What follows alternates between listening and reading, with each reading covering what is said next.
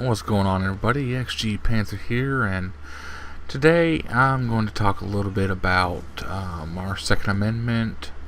This comes up because I've had a discussion with a friend of mine.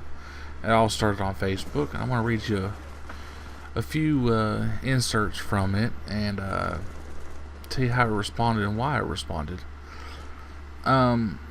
Put Sandy Hook. What a tragedy.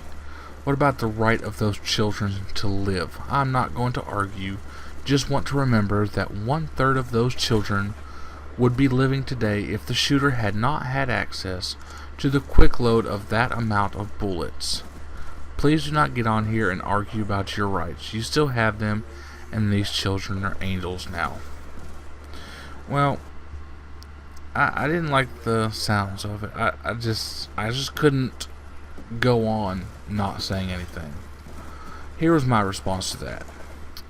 When are we going to stop blaming the object and start blaming the people doing these horrific things?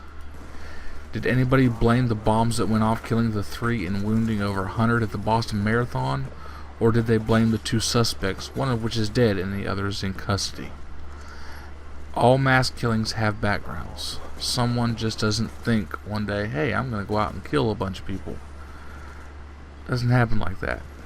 9 times out of 10 there are mental illnesses behind it. There's a terroristic group behind the killings. The guns aren't the problem.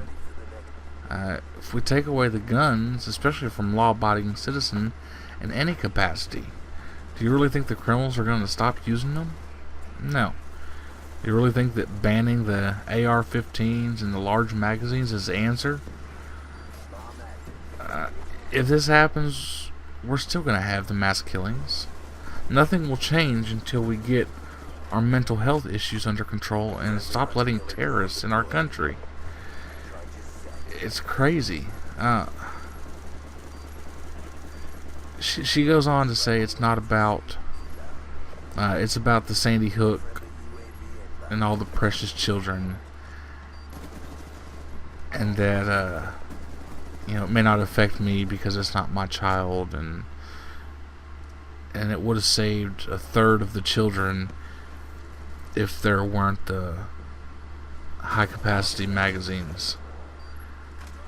You can't say that for a fact.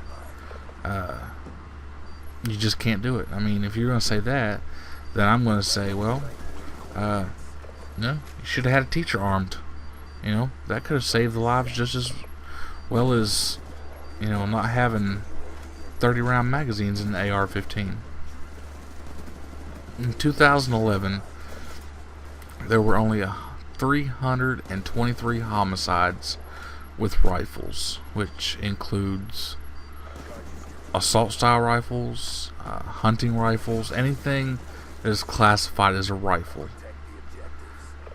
And that's regardless of any magazine or clip capacity. So in a nation of 311 million people, give or take a few, the odds of being killed by a rifle is about 1 homicide per million people. It's far less than the odds of being murdered by a blunt object. But we don't hear the media arguing about regulating hammers and clubs. 99.7% of registered gun owners are law-abiding. Gun control is not about guns; it's about control.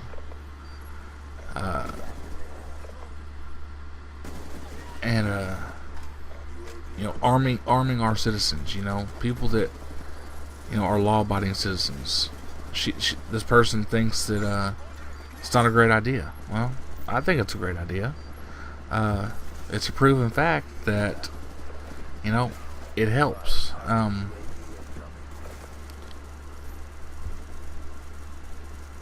The Muskegon shooting, mass church shooting in Colorado Springs, was stopped by the shooter being shot by a church member with a concealed carry weapons permit.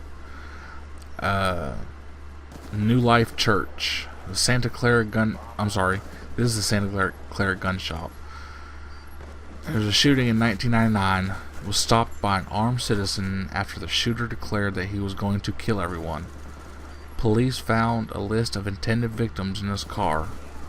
Only the perpetrator, Richard Stevens, was shot. Here's another one. The Golden Food Market shooting. July 13, 2009 in Virginia.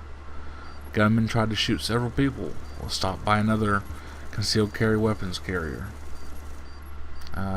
Here just recently in my home state of Texas. Armed citizens shot and stopped a deranged man who had just murdered 2 neighbors and was firing at police with a rifle. This older gentleman made a very, very long shot with a revolver. Come on, people. Get right. I mean, we can't be thinking that this is the answer. I'll have a second part of this video. Peace.